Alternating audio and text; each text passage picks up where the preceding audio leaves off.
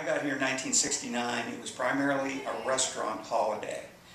No matter what day of the week September 29th falls on, that's Goose Day, and almost all the restaurants, firehouses, and many churches serve goose. Everybody feels it's important to eat goose on Goose Day for health and wealth. And it's very definitely a tongue-in-cheek event, tongue-in-cheek, I can't say that without sticking my tongue into my cheek, a tongue-in-cheek holiday, so to speak, although no one's closed. Goose meat, unfortunately, is extremely expensive cooked because there's very little meat on a goose and it's very greasy. So you have to be expert in cooking it and you have to be able to stretch it.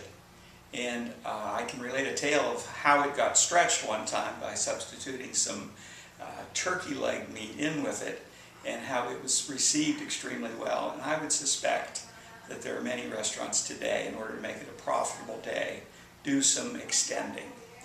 But the tradition was basically a restaurant tradition until 1979, and at that time I was a merchant. I had a retail store on Market Street, and I was also the elected president of the Chamber of Commerce, the Juniata Valley Area Chamber of Commerce. And every Goose Day, and we still do this today, we had a chamber membership luncheon, and we would have it at different locations. This particular year, we were having the event at the Green Gables, which is still open but under different ownership. And the owner of a local radio station had been maximizing his profits based on Goose Day by selling advertising packages for Goose Day, advertising restaurants that serve goose. They got a package of brochures, a placemat, and he was really big on promoting the legend. He felt it could be our icon that would gain us national, maybe even international attention. And he got up at a Chamber of Commerce meeting and he did this amazing presentation about how we were all missing the boat, not maximizing the opportunity. And I left the meeting, went back to my business establishment, called him on the phone, and I said, damn it, we're going to do this. We're going to make this our icon, that we are unique in the whole world in that we celebrate Goose Day no matter what every September 29th. And we formed a committee, and for several years thereafter we celebrated Goose Day starting with the weekend before September 29th and ending with the weekend afterwards. And we came up with a lot of activities, some of which are traditions. We had a 5K race and we had a car rally called the Wild Goose Chase.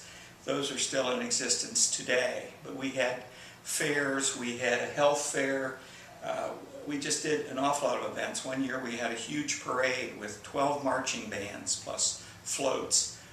We had a cavalcade of bands where area high school bands came to Lewistown and competed. We did a lot of different things. We had theatrical presentations, but we would promote the events rather than stage the events ourselves. We would lump together everything that was going on in that 10-day period, promote it as Goose Day. And every year on the Today Show, they would announce Happy Goose Day, America. They're celebrating Goose Day in Mifflin County, Pennsylvania. So as this thing evolved, of course, the people involved start to wear out, and new people weren't very quick to want to get involved. And it's fizzled out. About 7 or 8 years ago, a brand new group of young people formed a club that was loosely business related and brought it back for about 3 years and held a festival. Here we are in 2011, and it's pretty much at its low point. However, we have put together a plan for next year. We're going to celebrate it in a major way at a local winery. We're going to turn it into a huge festival. We're already starting to plant some fun events tied in with it. Wineries today, especially in the state of Pennsylvania, are driving tourism. And it's because wineries have learned that they need to have huge events regularly throughout the tourist season. And next September 29th, we plan on kicking off Goose Day in the Big Valley at the Brookmere Winery. We're hoping then that we can expand from there and do events elsewhere in the county and start to bring the attention on the goose once again. So we'll be working on that all year.